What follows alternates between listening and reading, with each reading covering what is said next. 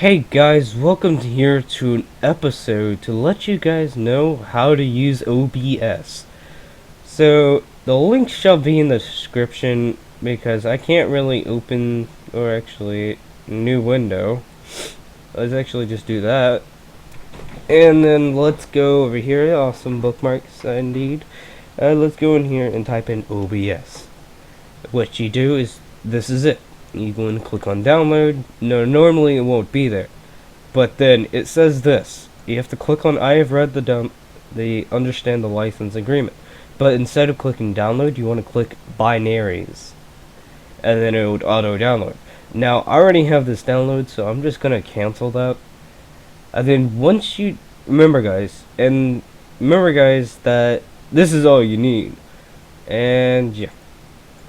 And the link shall be in the description. Now basically what you want to do is now go into your downloads. Yeah, you have all this. You have this. Alright, no, that's not it. Give me a sec. Actually, wait. It's this, basically. What you do in this file, you don't normally have to do this, but what you want to do, now that you have that open, you want to go over here and then click new folder. Now I'm going to copy this OBS 1. What you want to do is now in that WINRAR file, and by the way I will give a link to WINRAR if you don't have it, you want to either right click, like hold left click and copy, highlight the files, and then extract to the specified folder. And once you do that, you want to click, now mine's on my desktop, so I'm going to go to my account on the computer and double click on desktop and then find OBS 1 and then I'll click OK, and then my files should be extracted there, and that's useless now, you don't need it. And now as you can see, there's this in the file. Now what you want to do, this is going to how you find your monitor, or what you need, basically what bit is your computer. Basically I have mine thing pinned here, my control panel. That's what you want to do. Basically what you want to do is now, give me a sec, I forgot. I forgot where to go. Well, wherever you go to check your personal info, I have Windows 8, so I'm going to go into settings and then go into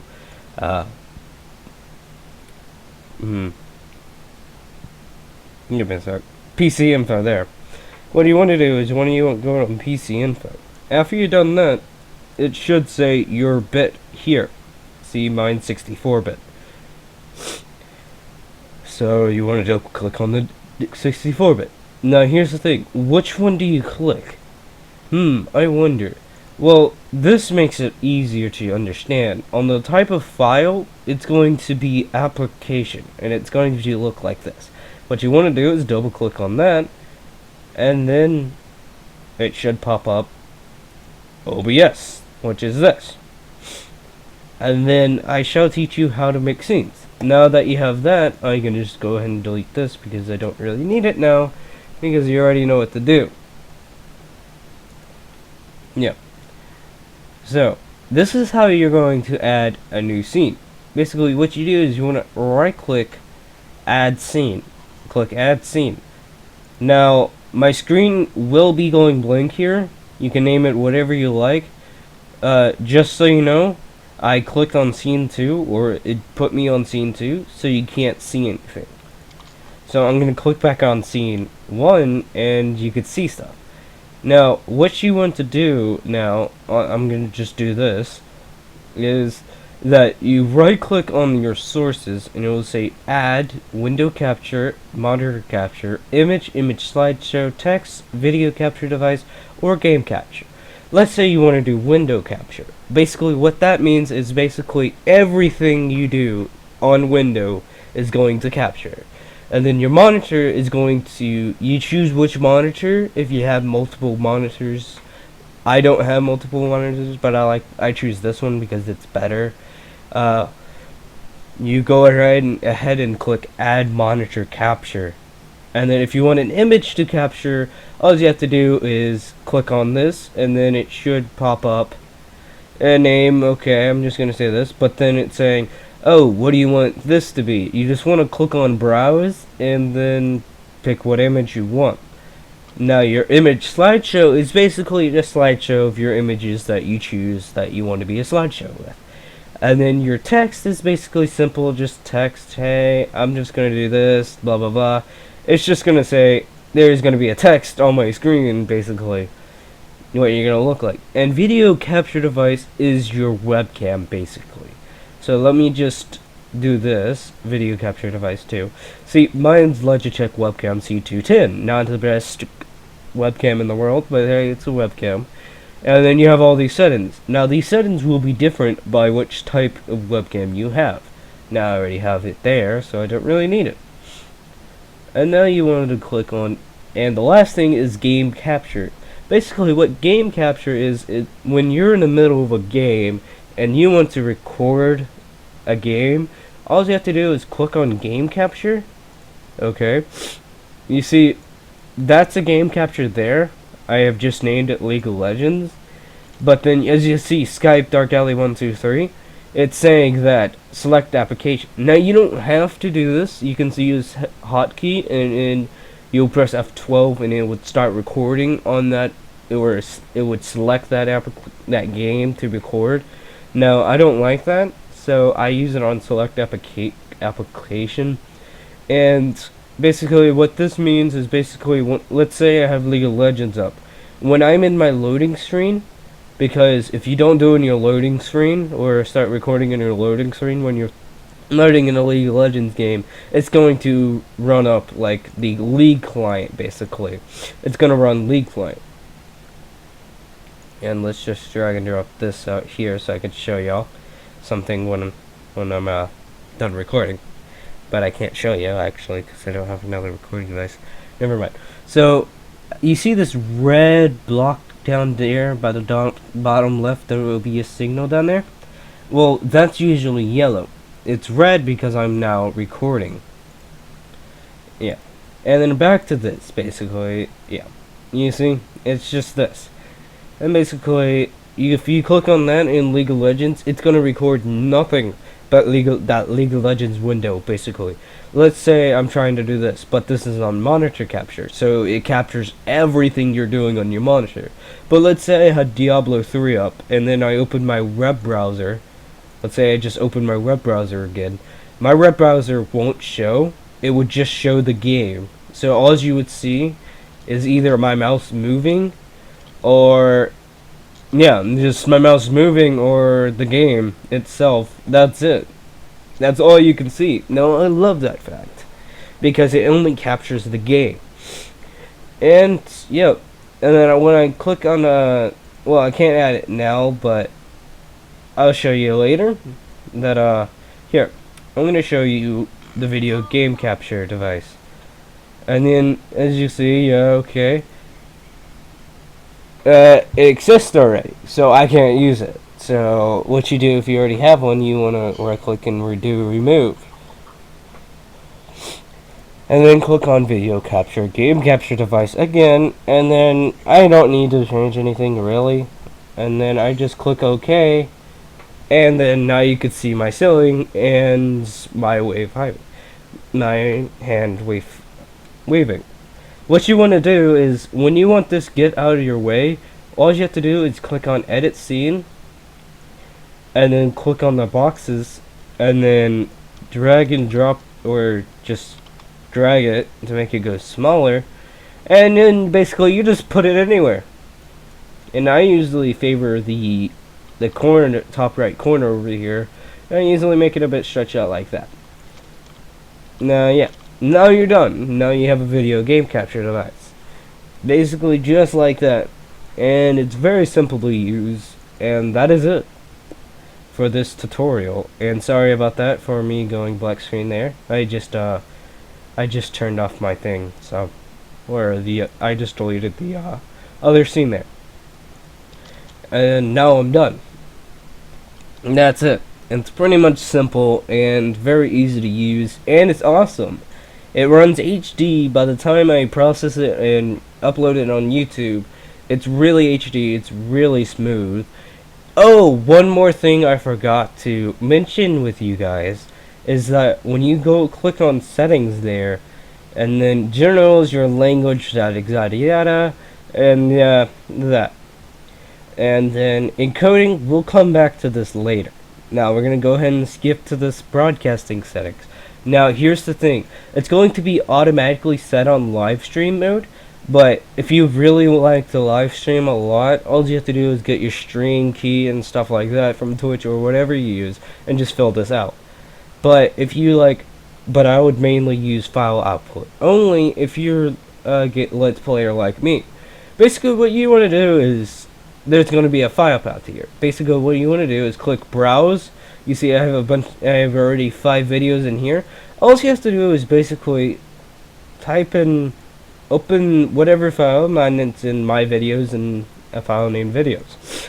Now what I do is, it's going to make you type a name in. Let's say tutorial, and now I'm done. No, I don't want to do that because really, I'm in the middle of a fucking tutorial. Shut the fuck up. Shut the fuck up! Alright, sorry about that interrupting.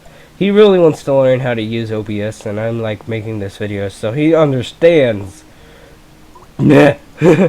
You should understand that when I'm doing a tutorial, you be quiet.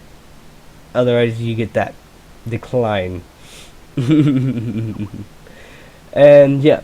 And now, my name is testvid, because that's where I saved it to. Or saved the name for. So, every time I would finish recording, the saved file that you done, it would go into that file. But every time you would record with it, that file, it would be called testvid. Like mine was testvid 1, 2, 3, and 4. It would just do that, basically. And now we're done. And also, you always have to apply in order to leave your others to leave for other things. Now your video, you don't really need to go into, but your resolution you do. Now here's another way to do it. Now what you want to do is right click on your desktop and go to screen resolution. Now you see my screen's not very big. See, it's not very big. But this is how big it can get. Now what you want to do, this is your main aspect ratio, or your ratio of getting good FPS and non-lag. Because if it's any higher than that, it's going to zoom in on your screen. It's going to zoom in on your recording screen. If it's any lower than that, it's going to have black bars on the top or left and right and bottom. It's going to have huge black bars there. So what you want to do is go into your own screen resolution and find out what your screen resolution is, and then just type it in there, basically. What you want to do is just type in your screen resolution. This doesn't have to change.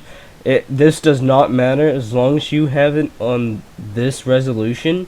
It's fine, basically. Now your FPS, you can change it to whatever you like, but I tend to use it at 30 FPS because it runs very smoothly at 30 FPS. Now let's skip the audio now. Your audio is basically, it's going to be on default when you first log in OBS.